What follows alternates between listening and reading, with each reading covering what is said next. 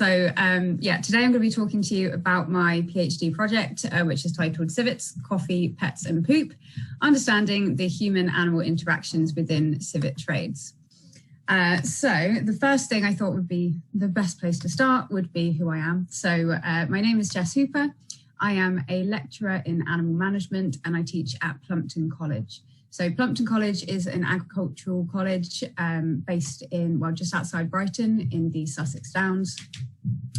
We have a variety of courses, mainly obviously is college-based, but I teach across 2 of the degree programs in animal management. So I teach on the foundation degree in applied animal behaviour and conservation, and then on the BSc in applied animal behaviour and welfare. So my background is primarily with exotic animals. So I have worked in Mexico. I've worked with spider monkeys and howler monkeys in the wild, but I've also done a lot of rehabilitation work with monkeys that have been rescued from the pet trade in South America, and I've been a zookeeper here in the UK. So I kind of came onto the program as the primate exotic animal lecturer. So I'm also a PhD student in Anthrozoology. So I do this part-time along with my lecturing role, and I do this at the University of Exeter. So Anthrozoology is the study of human-animal interactions. So everything from the domestication process of different species, for example, our very close co-evolved nature with wolves. I look at the therapeutic benefits of pets and also the liminal nature of animals in human society, whether that's here or abroad. With that, I'm also a postgraduate researcher at EASE, which is the working group for anthrozoology at the University of Exeter, and I am the founder of the Civet project, which is what I'm here to talk to you about today. So you're probably wondering, first thing, what is a civet? They're not very well known. They are a small nocturnal carnivore. They are distributed throughout Southeast Asia, and there are about 7 different species within the family Viverridae. So they're a cat-like animal, but they are situated within their own family. So I'm primarily interested in civets because I'm using them as a protagonist. So I'm using them as a case study as a liminal animal. So the reason I have selected the civet is because I'm interested in the human-animal interactions within wildlife trade. And civets are an interesting species because they are used as pets throughout Indonesia. There's even some people in the UK that have pet civets as exotic animals. They are also considered pests because a lot of them are, well, a lot of the species are very, very common. So they kind of get in people's attics and just cause chaos. So they are kind of eradicated on that basis. But also they are used as bioengineers for coffee. So I'm going to be talking a little bit about that in a moment. So my PhD study is, well, it's qualitative in the majority, but there is an element of quantitative and qualitative study as well. So I'm building on an ethnographic approach. So I'm using interviews, I'm using social media analysis, and I'm using personal observations as well. So let's take a look at Kopi Luwak. So Kopi Luwak is civet poop coffee, and it kind of is what it says on the tin. It's known as the world's most expensive coffee, and it can reach prices between $200 and $400 per kilogram. I have recently read just this morning that has actually increased to up to $700 per kilogram. And that's because it's extremely rare.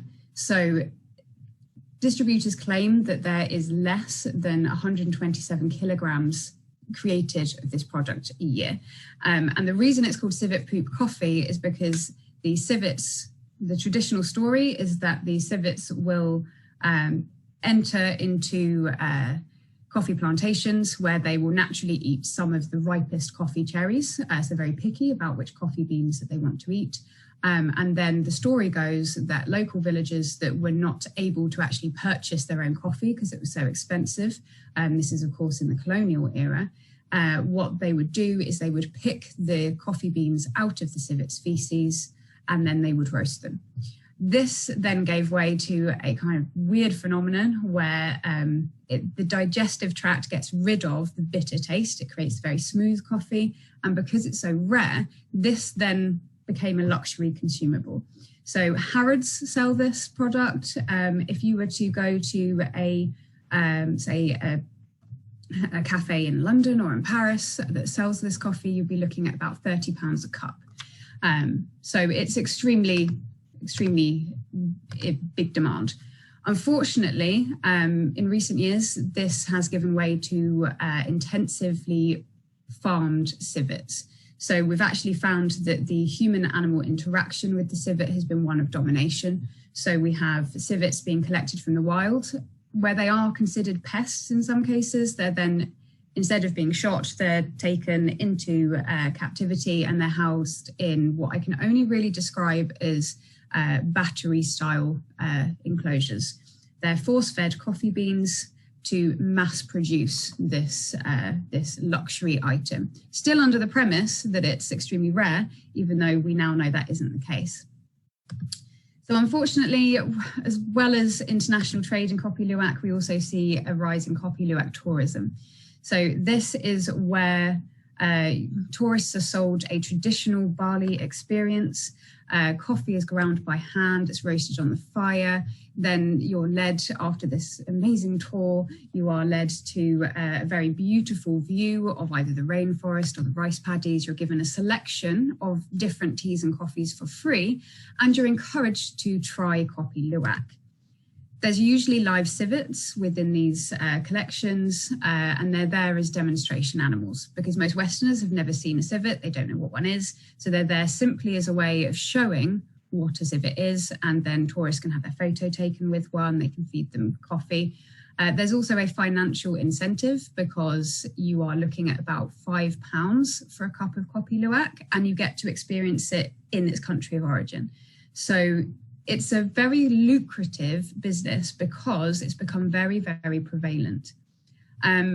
Unfortunately, there is no data at the moment on the scale of the industry or the complexities of human-civet interactions. So there's not really a lot of data to show how these civets are being treated and what those interactions are, or even whether people that are visiting are even interested in the civet. So that's where my research comes in. So unfortunately, my ethnographic side of things had to be postponed because of the travel restrictions. So instead, I've now turned to TripAdvisor.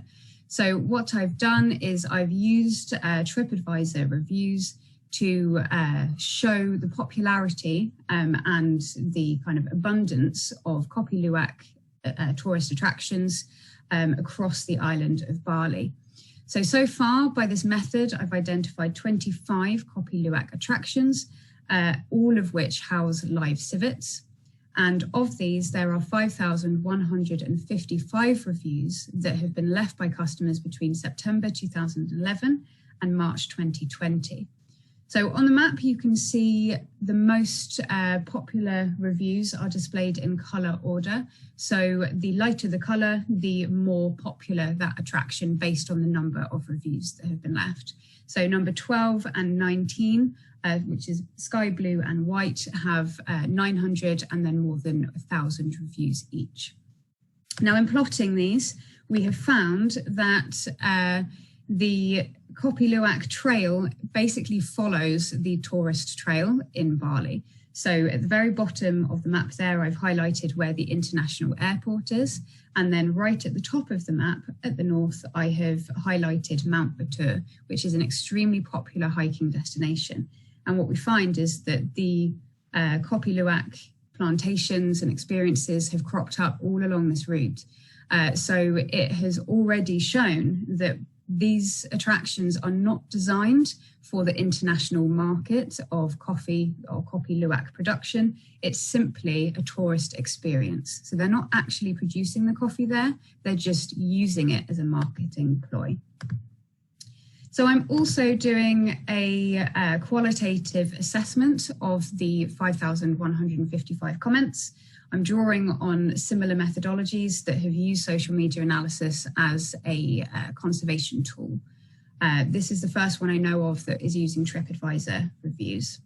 So what I've done is I have categorized each of the comments, which is taking forever, but I've started doing it. I'm about 1,500 in, and I am giving them different codes. So what I've found so far is that kind of between 2011 to 2017, most of the comments have the word cage. And along with this, the word cage positively correlates with some kind of animal welfare concern. So people are saying the animals are in a cage, I'm not happy with the way they're treated, or isn't this awful that they're being caged? What's really interesting is that a cage seems to indicate to people that this animal is having its freedom taken away, and it's viewed very negatively. What we then see post 2017 is that the word cage is disappearing, and the amount of animal welfare concerns is also disappearing. And that's because cages are disappearing. And instead we see that animals are being housed in this kind of free range environment where you can go and actually touch the animal. You can sit and have your coffee with the animal asleep on your lap. And unfortunately, what we have also discovered is this type of interaction is actually masking a different type of cruelty. These animals are nocturnal, and the tourists are being told that they're very sleepy because it's the daytime, when in fact these animals are being drugged in order to promote a more docile and manageable experience. Now, very briefly, I'm just going to talk about the other civet human interactions I'm interested in. It's beyond the scope of a 10-15 minute talk, but just very, very briefly, I am looking at the pet trade. This is prevalent throughout Indonesia. I find this extremely interesting, particularly in the current climate, because the 2004 outbreak of SARS in Southeast Asia was the fault of a civet. It's where the disease spread from. Yet since that time, we've seen a huge rise in the popularity of civets as pets. We're also seeing that the civet is actually changing in response to domestic breeding. So we're seeing more color morphs. So we're seeing white faces, pink noses, enlarged eyes. We know through other domesticated studies, for example, with foxes, that these types of colorations are also linked with more docile and friendly behavioral characteristics. We're also seeing gender roles play out. So we have, it's primarily males that are selecting these animals as pets. They're sharing photos on social media, but also they are creating their own clubs called civet lovers clubs, and they use this as a way of facilitating social activity.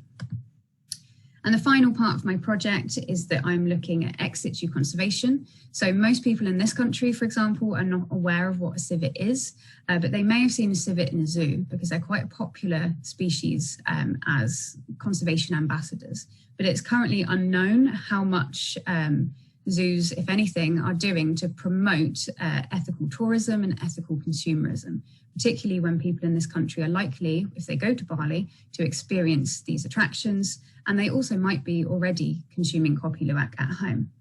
So I've already launched a zoo survey, which I did in May, and I've had BIAZA support granted in April. So I still have the results of those coming in. Now, this is all very relevant to my teaching practice. I am a very strong believer in animal management being extremely progressive and innovative in its approach. There is no job within the animal sector that doesn't rely, at least on the theory, of human-animal interactions, given that we are there to work with both humans and animals. So it's extremely important for my different modules. So I teach human-animal interactions, research and study skills. I've also found that there's a huge emphasis in HE study within the social sciences and the biological sciences, where the focus is quantitative research, which we all know is extremely important, but qualitative research is not really getting the attention that I think it deserves. And it's also limiting the students' knowledge as to other research opportunities that are available. I've got 2 students at the moment that are working on projects for their dissertations using different research methods that they're basically working alongside my project. And I'm also in the process of writing a short course in anthrozoology to be delivered hopefully online, which will either be run in conjunction with Plumpton College or the Royal Agricultural University. So yeah, I think that's pretty much it. If anyone has any questions, or if anyone has an experience they would like to share as part of the project, I'd be very much interested in hearing from you.